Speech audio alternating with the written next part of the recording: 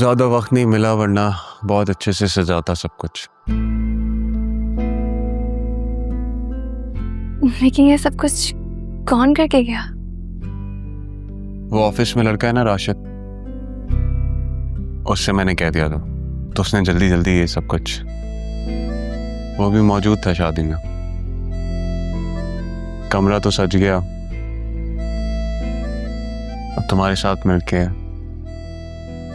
बस अब दिल की दुनिया सजानी है। बस ये दिल की दुनिया सजाते सजाते किसी की नजर ना लगवा लीजिएगा। कोई नजर लगा के तो देखे, उसे उठा के इतनी दूर फेंकूंगा कि वो तुम्हारी खुशी तक भी नहीं पहुंच सकेगा।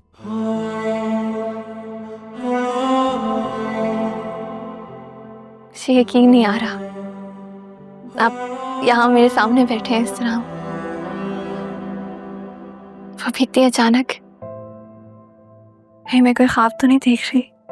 अब तुम सिर्फ मेरी हो बतूल, अब हमारे दरमियान और कोई नहीं रहेगा। तुम सिर्फ मेरी रहो हमेशा। अब तो मेरी जिंदगी का हर लम्हा तुमसे जुड़ा है बतूल।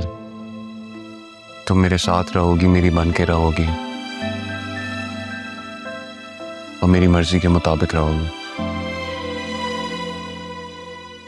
और अगर कभी मैं नाराज हो गई, अब बात बात पे जिद करने लगी तो मैं तुम्हारी हर नाराजगी में प्यार ढूंढूंगा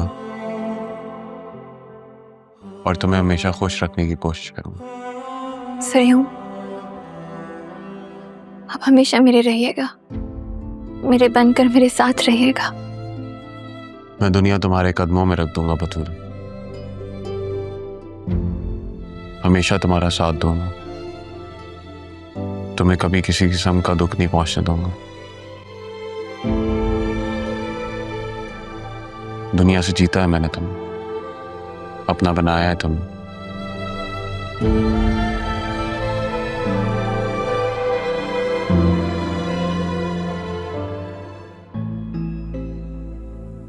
कौन हो सकता है जिसे इस सब से फायदा हो?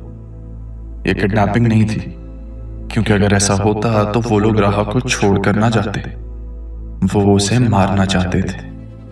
लेकिन क्यों? अगर तुम चाहो तो मैं तुम्हारा साथ दे सकती हूँ। तो क्या आसिया बेगम? लेकिन नहीं, वो ऐसा क्यों, बल्कि कैसे कर सकती हैं? तो फिर सरयून?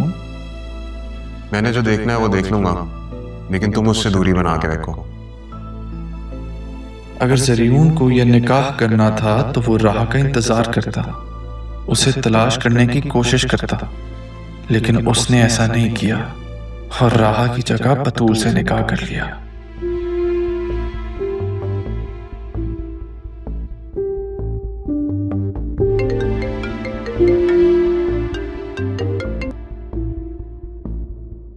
हाँ जुबैर, क्या रिपोर्ट है? जी सर, मैं मालूमात कर रहा हूँ। पूछना ये था कि एफआईआर करवानी है कि नहीं? नहीं, ये फैमिली मैटर है, खबर बिल्कुल बाहर नहीं जानी चाहिए। अगर कोई एफआईआर के लिए आए तो मुझे लाजमी बताना। ठीक है सर, मैं समझ गया। अच्छा सुनो, वो दोनों लड़कों की क्या रिपोर्ट है? वो खबर दे रहे हैं कि नहीं? मोस्ट प्रोबेबली कल तक हमें रिपोर्ट मिल जाएंगी। मैंने हाई अथॉरिटीज को अलर्ट कर दिया है, लेकिन हमें एक्शन फौरी लेना होगा, अदरवाइज उन दोनों लड़कों की जान को खतरा भी हो सकता है। उन्हें कहना कि वहां से निकलने की कोशिश मत करना, हम उन्हें सबके साथ गिरफ्तार करेंगे, वरना ये बात की दुश्मनी हम जिम्मेदार नहीं होंगे उसके। ठीक है सर, आप ऐसा करें कि आप डीसी साहब को रेड के लिए इतला दे दें, बाकी इंतजामात मैंने कर लिए हैं। ठीक है, मैं सुबह बात करता हूँ। ख्याल रखो, खुदा हाफिज़।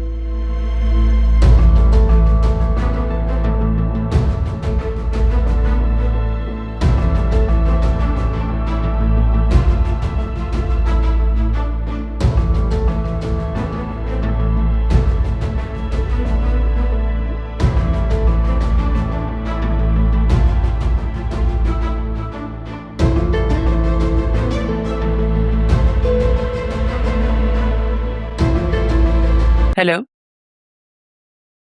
एक काम बोला था वो तो तुमसे हुआ नहीं, मगर बातें बड़ी बड़ी करवा ले बंदा। रखो फोन। मैंने कहा ना फोन रखो। अरे तुम किस वक्त आए? मैं यही था। किससे बात करें? दोस्त की कॉल थी। अदिल तुम बहुत वीक लग रहे हो, तुम्हें रेस्ट करना चाहिए। बेटियों को वो ऐसे रुखसत करता है? नहीं, लेकिन क्या कर सकते हैं, जो कुछ हो रहा था वो ठीक नहीं था। और फिर तुम तो हमारी बेटी को जानते हो, वो बहुत हसास है। छोटी छोटी बातें दिल में रख लेती है, कुछ बोलती भी नहीं है। जो कुछ किया उसकी बेहतरी के लिए किया। जो कुछ हुआ वो होना नहीं चाहिए था। मैं पापा को क्या जवाब दूंगा? क्या मतलब? पहली बात तो ऐसा कुछ होगा नहीं, और अगर कुछ होता भी है तो पापा से कहना ना। बतूल ने तो जो कुछ भी किया सबकी इज्जत रखने के लिए किया। इनफैक्ट उस पे तो फख्र होना चाहिए। हमारी बेटी ने तो सबका मान रखा है। नहीं अच्छा तुम वहां मुझे काम कर।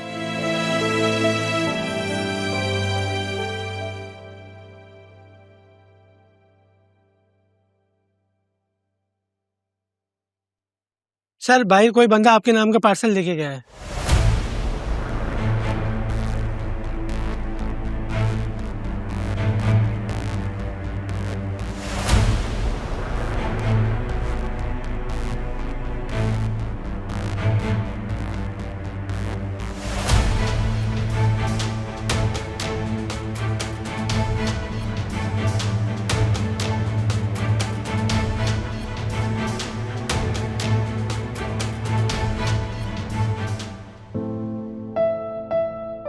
कुछ तो बोलो मेरी जान।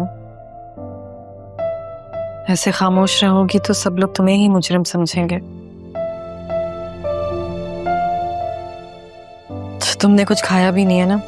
चलो शाबाश उठो, मैं कुछ खाने को लेकर आती है। नहीं, भूख नहीं है मुझे।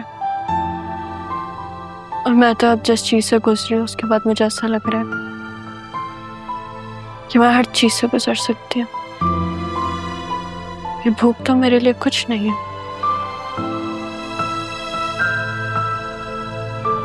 कब तक चलेगा ऐसा? यकीन करो उन पर कोई असर नहीं पड़ेगा।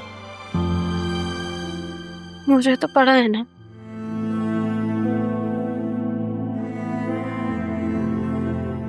इन लोगों ने बड़ा किया है मुझे, और मुझे आज ऐसा लगा कि मेरा कोई नहीं। अगर नाना जान होते ना तो वो मेरे साथ ऐसा नहीं होने देते। अच्छा ही है कि वो नहीं है, वरना एक के बाद दूसरा सितम कैसे सहते हैं। कौन सा सितम? कैसा सितम? मैं निकाह से भागी नहीं थी। मैंने तो आप लोगों की बात मान ली थी ना। हाँ मैं जानती हूँ तुमने बात मान ली थी, लेकिन उससे पहले तुम्हारी आंखों ने जो अरमान के लिए ख्वाब देखे थे वो शायद आसिया देख चुकी थी, इसीलिए तो वो इतने यकीन से। कैसे मैंने आपकी, नाना जान, मामू की, आप सबकी बात मान ली थी। और आप लोग मुझसे क्या चाहते हैं?